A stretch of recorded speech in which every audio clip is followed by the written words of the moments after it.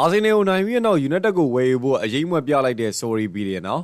မန်ချက်စတာယူနိုက်တက်အသင်းကအာဆင်နယ်ကိုအဝေးကွင်းမှာ3-2နဲ့အနိုင်ရရှိခဲ့ပြီးနောက်မှာဆော်ဒီအာရေးဗျရဲ့ဩဇာကြီးဘီလီယံနာတဦးဖြစ်သူတာဂီအာလာရှိတ်ရဲ့လူမှုကွန်ရက် post တစ်ခုကြောင့်ယူနိုက်တက်ပရိသတ်တွေကြားထဲမှာအကြီးကျယ်လှုပ်ခတ်သွားခဲ့ပါတယ်။ဆော်ဒီရဲ့ဖြိုပြေးနဲ့အားကစားကဏ္ဍတွေကိုဦးဆောင်နေသူအာလာရှိတ်ကယူနိုက်တက်ရဲ့အမတ်တစိမ့်တဲ့တူမီတောက် emoji တွေကိုအသေးပုံတွေအသုံးပြုပြီးတော့ဂုဏ်ပြုခဲ့တာဖြစ်ပါတယ်။ဒါဟာယူရှင်းရှင်းဂုဏ်ပြုမှုထက်ပိုပြီးတော့ယူနိုက်တက်ကိုဝယ်ယူဖို့တဲ့စိတ်ဝင်စားနေရလားဆိုတဲ့ခံမှန်းချက်တွေထွက်ပေါ်လာခဲ့ပါတယ်။အာလာရှိတ်ကပြီးခဲ့တဲ့အောက်တိုဘာလတုန်းကလည်းယူနိုက်တက်အသင်းဟာယင်းနှိမ့်မြုပ်နှံမှုအသစ်စီကိုရောင်းချဖို့အတွက်အဆင့်မြင့်အခြေအနေကိုရောက်နေပြီလို့ပြောကြားခဲ့ဘူးဖြစ်ပါတယ်။ဒါကြောင့်အခုလိုမျိုးယူနိုက်တက်ကအာဆင်နယ်နဲ့မန်စီးတို့လိုမျိုးအသင်းကြီးတွေကိုဇက်တိုက်အနိုင်ရပြီးတော့ခြေစွမ်းပြနေတဲ့အချိန်မှာသူကထုတ်ဖော်ချီးကျူးလိုက်တာကပရိသတ်တွေအတွက်တော့မျှော်လင့်ချက်အသစ်တွေဖြစ်လာစေခဲ့တာပါ။ယူနိုက်တက်ပရိသတ်တော်တော်များများကလည်းသူ့ရဲ့ post အောက်မှာယူနိုက်တက်ကိုဝယ်ယူပေးပါအားစားကွင်းသစ်တွေယင်းနှိမ့်မြုပ်နှံပေးပါဆိုတဲ့တောင်းဆိုမှုတွေနဲ့ဝိုင်းဝန်းမှတ်ချက်ပေးခဲ့ကြပါတယ်။လက်ရှိမှာတော့ယူနိုက်တက်အသင်းကိုဂလေးဇာမီသားစုနဲ့စာကျင် Radcliffe တို့ကပူးတွဲပိုင်ဆိုင်ထားပေမဲ့ပိုင်ဆိုင်မှုပိုင်းဆိုင်ရာကပြဿနာတွေရှိနေစေဖြစ်ပါတယ်။မေဂါရီရဲ့လက်အောက်မှာတော့အသင်းကရလက်တွေကောင်းမွန်လာပြီးတော့ဇီယာအဆင့်4နေရာထိတက်လှမ်းနိုင်ခဲ့တဲ့အချိန်မှာအခုလိုမျိုး Sorry Billionaire ရဲ့အရေးမွေးပြမှုကယူနိုက်တက်ရဲ့အနာဂတ်တွေစိတ်ဝင်စားစရာအကောင်းဆုံးအလိပ်ပြောင်းတစ်ခုဖြစ်လာနိုင်မလားဆိုတာစောင့်ကြည့်ရမှာပါ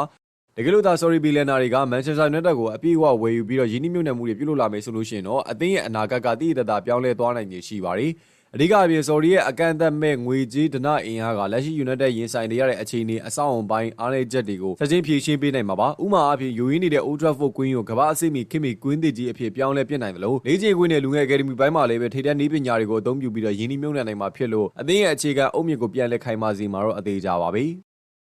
လက်ရှိမိုက်ကယ်ကာရီရဲ့လက်အောက်မှာအသင်းကစနစ်တကျပြန်လည်ခြေစွမ်းပြနေရအမှန်ကန်တဲ့ဥဆောင်မှုရဲ့အရေးပါတဲ့ပုံပြသနေရပါ။ Sorry ယင်းနှိမ့်မြုပ်နှံသူတွေအနေနဲ့ငွေပုံအော်ပေးုံတွေမကဘဲနဲ့အသင်းရဲ့ရည်ရှိအစီအစဉ်တွေကိုပါစနစ်တကျချမှတ်ပေးနိုင်တယ်ဆိုလို့ရှိရင်တော့ United က Ferguson ခေတ်တုန်းကလိုမျိုးချန်ပီယံစုတွေကိုတစ်နှစ်ပြီးတစ်နှစ်သိမ်းပိုက်နိုင်တဲ့အင်ပါကြီးတစ်ခုဖြစ်ပြန်လည်ပြီးတော့ထွန်းကားလာနိုင်ပါတယ်။